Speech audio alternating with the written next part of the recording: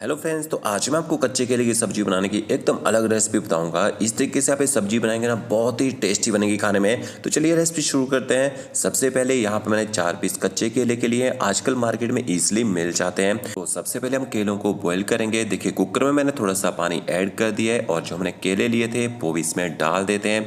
तो 4 नहीं, मैंने 5 पीस का यूज़ किया। देखिए एक और केला मैंने इसमें ऐड कर दिया है। ऊपर से कवर कर दीजिए। सिर्फ आपने 2 विसल लगवानी है और 2 विसल में आपके जो केले हैं बिल्कुल सॉफ्ट हो जाएंगे। तो 2 विसल मैंने लगवा दिया है। इसके बाद कवर हटाते हैं और के देखिए आप देख सकते हैं केलों का जो कलर है बाहर से तो चेंज हो चुका है, बट जो अंदर से केले हैं ना, उनके अंदर बिल्कुल भी पानी नहीं जाता है। इस तरह से आप केलों को बॉयल करेंगे। जैसे केले ठंडे हो जाएंगे इसके बाद आपने इनको छील लेना है। बॉयल करके केलों को छीलेंगे, बहुत ही आसानी से इनका छिलका जो है वो निकल जाता है। और जल्दी आपने इनको ठंडा करना हो, पानी में डाल दीजिए, ठंडे पानी में जल्दी ठंडे हो जाएंगे। तो देखिए इस तरह से आप इनको जल्दी जल्दी छील लीजिए। तो क्या देखिए 2 मिनट में मैंने सारे के सारे केले छील लिए यहाँ पे। इसके बाद आपने इनको कद्दूकस करना है। तो कोई भी आप कद्दूकस लीजिए और उसकी मोटे वाली साइड से आप इनको कद्दूकस कर लीजिए। तो ये देखिए इस तरह से आपने सारे के सारे केले कद्दूकस कर लेने हैं। इसके बाद आपने इसमें आधा छोटा चम्मच इसमें नमक ऐड करना है। साथ में थोड़ा सा इसमें हल्दी पाउडर ऐड करेंगे और इसके साथ में थोड़ा सा तीखा करने के लिए इसमें लाल मिर्ची पाउडर ऐड करेंगे। अगर आप लाल मिर्ची पाउडर नहीं खाते हैं, हरी मिर्च डाल सकते हैं। थोड़ी सी आपने इसमें रोस्ट की कसूरी मेथी ऐड करनी है। कोफ्तों के अच्छे फ्लेवर के लिए आपने इसमें थोड़ा सा गरम मसाला पाउडर ऐड करना है। थोड़ी सी मैंने इसमें देखिए हरी मिर्च भी ऐड किया बारीक कटी हुई, और साथ में बारीक कटा हुआ अदरक ऐड करेंगे। और अगर आपके पास हरा धनिया है, थोड़ा सा हरा धनिया भी डाल दीजिए। अच्छी तरह से मिर्च मसालों को आपने मिक्स कर लेना है केलों के साथ में। और मिक्सचर को आपने ज़्यादा मैश नहीं करना है, बिल्कुल सॉफ्ट हैंड से आप मसालों को मिक्स कीजिए केलों के साथ में। देखिए इस तरह से। अब इसमें आपने ना 2 छोटे चम्मच इसमें बेसन ऐड करना है। बेसन से क्या होगा, बाइंडिंग आएगी। जब हम कोफ्तों को फ्राई करेंगे आपके कोफ्ते फटेंगे नहीं। और थोड़ा सा आप इसमें बेकिंग पाउडर डाल दीजिए। अब बेकिंग पाउडर क्यों डाला, बेकिंग पाउडर से कोफ्ते अच्छी तरह से फूल जाएंगे और अंदर तक अच्छी तरह से पक जाएंगे। तो देखिए बेसन को भी अच्छी तरह से मैंने मिक्स कर लिया है। अब इसके बाद आपने एक कोफ्ता ना फ्राई करके देख लेना पहले कि अच्छे से फ्राई हो रहे हैं या फट तो नहीं रहे हैं। तो ये देखिए इस तरह से आप कोफ्ता फ्राई करके देख लीजिए। अगर कोफ्ते अच्छी तरह से बन रहे हैं तो आपने इसमें कुछ नहीं डालना है। अगर कोफ्ते फट रहे हैं तो आप इसमें थोड़ा सा बेसन और ऐड कर सकते हैं। और इसके बाद हाथ को आपने गीला करना है और गीले हाथ से इस तरह से आपने सारे के सारे कोफ्ते बना के तैयार कर लेने हैं। और इसके बाद हम इनको फ्राई करेंगे। तो देखिए कितने सारे कोफ्ते बन गए 5 ही केलों में। अब ऑयल का टेम्परेचर आपने यहाँ पे मीडियम टू लो रखना है। ज़्यादा तेज़ गैस में आपने इनको फ्राई नहीं करना है, नहीं तो बाहर से कोफ्ते हार्ड हो जाएंगे और अंदर से कोफ्ते पक नहीं पाएंगे। तो ये देखिए 6 से 7 पीस मैंने यहाँ पे फ्राई करने के लिए डाल दिए। और इसके बाद एक बार इनको हिला दीजिए और इस तरह से लो फ्लेम में आप इनको फ्राई होने दीजिए। तो कोफ्तों को आपने कब तक फ्राई करना है, जब कोफ्ते ऑयल के ऊपर घूमना शुरू हो जाएंगे तो समझ लीजिए आपके जो कोफ्ते अंदर तक पक चुके हैं।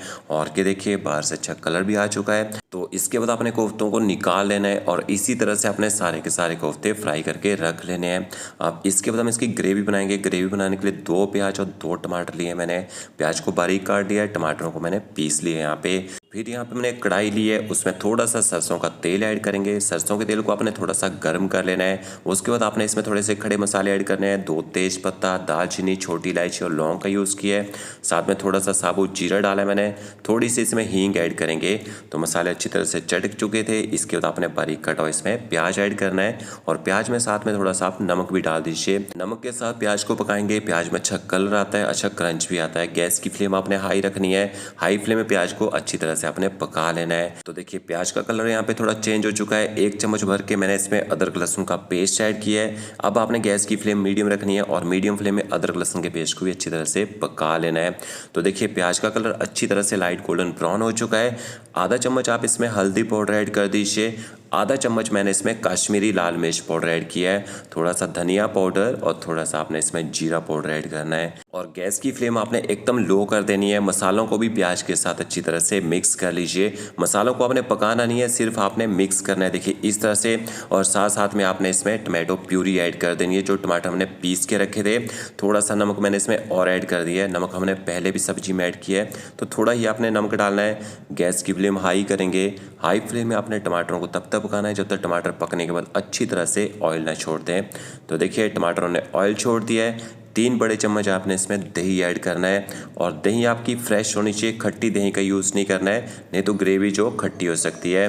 तो दही को भी अच्छी तरह से मिक्स कीजिए और अच्छी तरह से दही को भी आप पका लीजिए। और एक बात, अगर आपके पास दही ना हो तो आप दही को स्किप कर दीजिए, आप प्याज टमाटर से भी ग्रेवी बना सकते हैं। तो देखिए अच्छी तरह से दही ने भी पकने के बाद ऑयल छोड़ दिया है। फिर आपने इसमें पानी ऐड करना है। अब पानी कितना डालना है, 1 कप मैंने पानी इसमें ऐड कर दिया है, बट जो ग्रेवी आपने पतली रखनी है। तो देखिए 2 कप भर के मैंने इसमें पानी ऐड कर दिया है। जितनी पतली ग्रेवी रहेगी ना उतना ही बढ़िया रहेगा। क्यों, ये जो कोफ्ते हैं ना ये पूरी ग्रेवी को एब्जॉर्व कर लेते हैं। तो इसके ऊपर से कवर कर दीजिए, गैस की फ्लेम हाई रखनी है, बॉयल आने देते हैं।